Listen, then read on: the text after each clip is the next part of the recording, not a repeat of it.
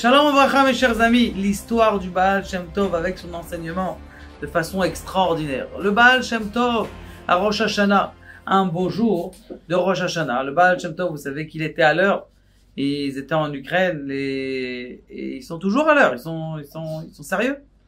Mais Kitsour, le Baal Shem Tov juste avant les Tkiyot, il rentre dans sa chambre et on attend qu'il sorte pour sonner le chauffard, pour écouter le chauffard, pour entendre le chauffard.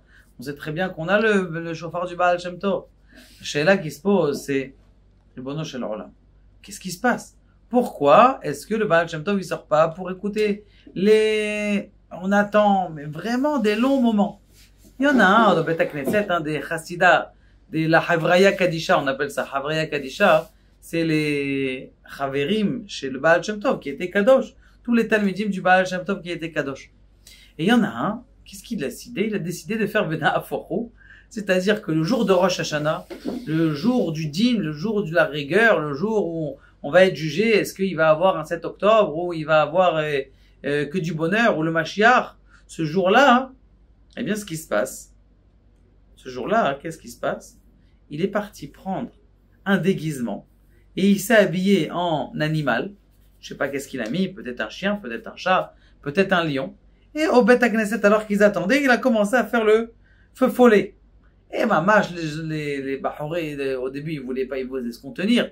Tous les Chaverim Kadishim, les amis saints du colloque du Baal Shem Tov, ils voulaient se contenir. C'est le jour du jeûne, c'est le jour pas du jeûne, c'est le jour du jugement.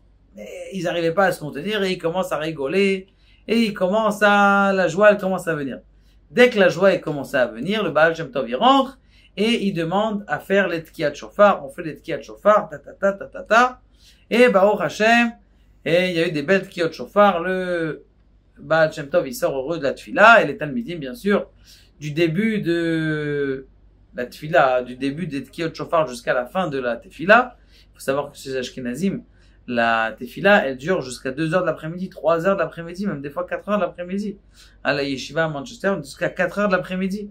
Donc la sheila, comment ça se fait que le Baal Shem Tov, il a attendu que l'atmosphère, elle change un petit peu dans le Beth Midrash. Bon, eh bien, ce qui s'est passé, c'est que ils sont partis voir le Baal Shem Tov. Le Baal Shem Tov, il leur pose la question, Rabbi, qu'est-ce qui s'est passé? Pourquoi on vous a attendu? Il dit, écoutez, comme vous le savez, Baruch Hashem, eh bien, en voyant ce qu'il y avait des décrets de cette année, eh bien, j'ai décidé de faire quelque chose, d'attendre quelque chose qu'on puisse avoir de la rahamim. Et quand ce garçon, il est sorti, eh bien, la simcha, comme on sait très bien et qui nous dit le Baal Shem Tov, simcha pourrait cette guéder. La joie, elle peut casser des choses que même le pleur, ils peuvent pas casser. Et d'ailleurs, birchia, le pleur, Rabbi Nachman de Breslev, il dit, Birchia, c'est Begilun, Besimcha Yegilun Kolayom. Besimcha, le bet, Yegilun, ils seront joyeux Kolayom toute la journée. Ça, c'est le pleur. C'est quoi un vrai pleur? C'est pas un pleur de tristesse, c'est une joie intense. Et donc, lui, des fois, même le Rabbi Nachman de Breslev, il le dit plusieurs fois, il dit que quand quelqu'un il est triste, tu peux le faire rigoler même avec d'autres choses, même comment on appelle ça, des blagues qui sont extérieures. Et donc, quand j'ai vu que l'atmosphère avait changé dans le Beth Midrash et qu'il y avait de la joie dans le Beth Midrash, et d'ailleurs, comme on le voit aussi dans la Torah, dans le Nach, on voit que le jour de Rosh Hashanah, ça doit pas être un jour qui est lugubre. C'est pas la même chose que Yom Kippour où BML, on doit penser à ses fautes. C'est un jour où on doit manger, c'est un jour où on doit pas pleurer, le Rav Ovadia dit. Il doit dire, si les pleurs elles viennent tout seul, alors tu pleures. Mais sinon, t'as pas besoin de réveiller chez toi le pleur. Et c'est ce qu'il a attendu le Baal Shem Tov. Il a attendu qu'il y avait de la simcha, que l'atmosphère elle change. Et quand l'atmosphère elle a changé, eh bien les sphirotes en haut, les xérotes qui avaient en haut, elles ont changé. De là, on apprend quelque chose d'extraordinaire. C'est que c'est vrai que à Rosh Hashanah, on doit avoir peur de la rigueur, mais on doit essayer de mêler la rigueur avec le jugement, mêler la tristesse avec la joie, et quand on va mêler les deux, c'est exactement ça, l'atmosphère qu'il doit avoir en Rosh Hashanah.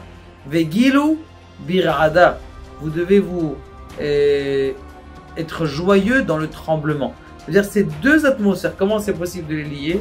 Eh bien, il faut comprendre, il faut réfléchir, et chacun, il doit essayer de réfléchir comment c'est possible d'allier ces deux émotions, mais c'est possible. Baruch Adonai, le Olam.